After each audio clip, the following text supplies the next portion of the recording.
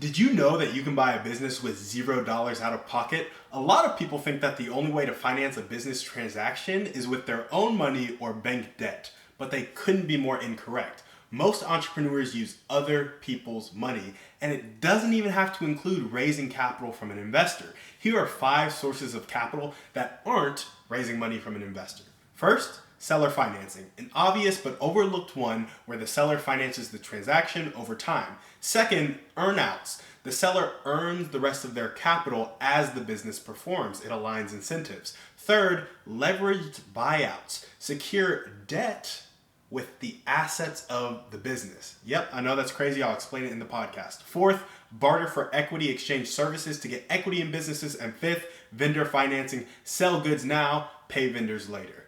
These are just a few ways that we can buy businesses with $0 out of pocket. Keep following, because as I learn more, I'll bring it here. Something that's important to realize when you're thinking about purchasing a business or purchasing any asset is that assets are valued based on their cash flow.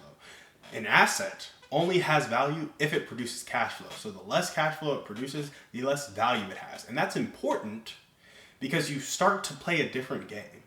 Like in the market, things have commodities and products have cash flow because of the value that the market puts on them. And a lot of people will put value on a Gucci bag, even though it's not really more practical than a $10 handbag because of the brand associated with it, the status associated with it. Well, in business, there's still some of that kind of, if a name's attached to a business, it can be worth more. However, by and large, you look at the finances of the business, and if it's a valuable business, it's because it has a lot of cash flow. That's an important mindset shift, because I think a lot of people get stuck of like, why is this business this much money? Or how is this a safe investment? Or this is so risky. In fact, it's more risky to go buy liabilities, which is what a lot of people spend their time purchasing. But I say that businesses are valued on their cash flow because it is important to realize that when you're thinking about creative financing, you're buying businesses that will pay for the debt. And there are other things in the business that can pay for the debt. And there are other ways that you can produce cash flow, produce value to pay for the business. That's really what I wanted to get at. When you realize that assets are valued based on cash flow, and you can think of 500,000 ways to create cash flow, you can then think of 500,000 ways to acquire a business, and I'm only talking about 5 of them right here. So the first one is seller financing. This is where the seller is the bank, and that really comes out in real estate a lot. You know, somebody will own a home free and clear, and they'll sign a 30-year mortgage over to a person where they can get cash flow on it monthly. Now, in real estate, that home is valued based on the market value, which is by and large speculative. However, in business, a business is doing $400,000 a year in cash flow. You buy it at a 2x multiple, so you're going to pay $800,000 for that business. Maybe seller financing is at, they seller finance $500,000 of that $800,000 or $600,000 of that $800,000 for 5 years, and you pay it out over 5 years, right? And maybe they do it at an 8% interest rate. So now their money is working for them, and they're still going to get all of that principal, and they still have the kind of $200,000 that they didn't seller finance that they get up front. Now, that's seller financing, where they just finance the transaction over time, and they may do that to avoid a huge tax hit.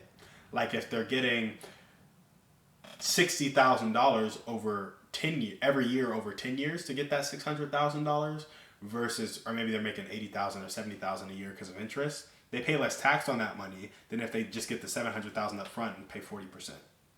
So they may do it for tax reasons. They may do it because they want long-term income because they're retiring. There's plenty of reasons people might do this. But the second method we have is earnouts. And this just aligns incentives. You're buying a business based on its cash flow. So if it doesn't perform, you shouldn't have paid the price that you paid. And so you align incentives by saying, hey, 40% of this purchase price is going to be based on you and your word. You said the business was going to produce this much in cash flow. So if it produces this or exceeds this, you get your full amount. If it produces 80% of that, you get 80% of the amount. If it produces 60% of that, you get 60% of the amount. And the point is, you want the seller to be honest with you. If there's something in the business that might go wrong upon acquisition, like employees leaving or clients that have relationships with the seller leaving, you need to know that. And it also means that the seller is like, hey, if you do well, I do well. So I'm going to do everything in my power to help you out. I'm going to make sure I train you on the business. I'm going to transfer those client relationships well. I'm going to make sure I transfer the employees well too.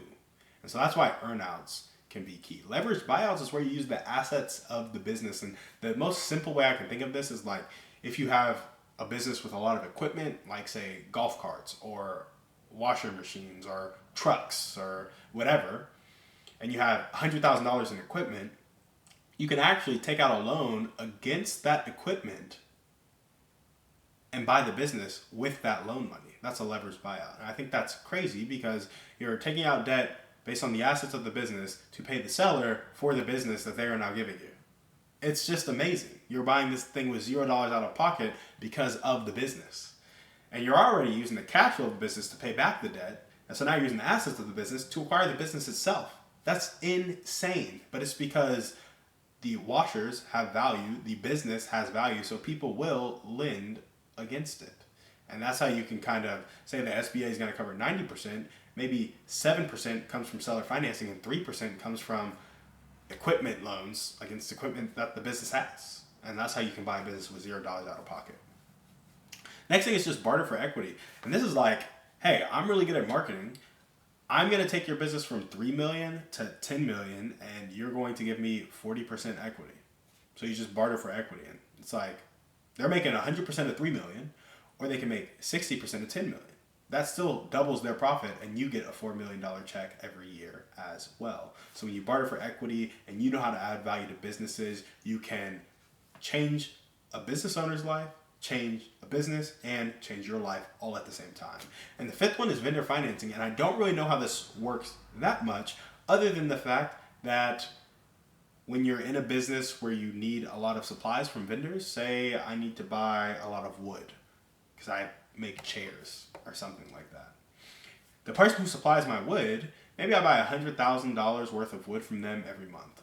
I can be like, hey, give me this wood and I'll pay you 120 days later. So give me $400,000 worth of wood and then I'll give you $400,000 in 120 days. And because you do that, I have a bit more cash flow that's freed up and I can then use that extra cash flow to buy the business or pay the seller back quickly or pay some debt back quickly. Regardless, you can tap into capital by having vendors finance things for you. So that's what we got for you guys today on the show. Thank you so much for watching. We will see you on the next one. And remember, we are a community of people judged not by our wealth, but by our impact.